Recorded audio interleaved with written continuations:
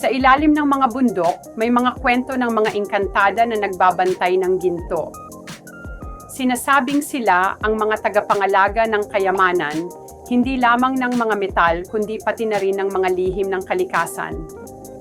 Ang kanilang mga mata ay kumikislap tulad ng mga bituin, at ang kanilang mga boses ay tila musika sa hangin.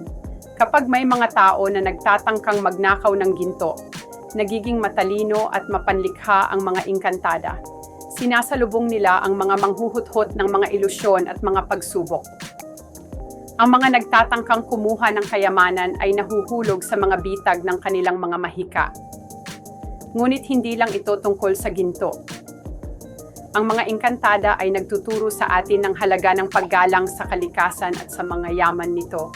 Ang tunay na kayamanan ay hindi lamang nakikita sa mga metal kundi sa mga aral na dala ng mga kwento at tradisyon.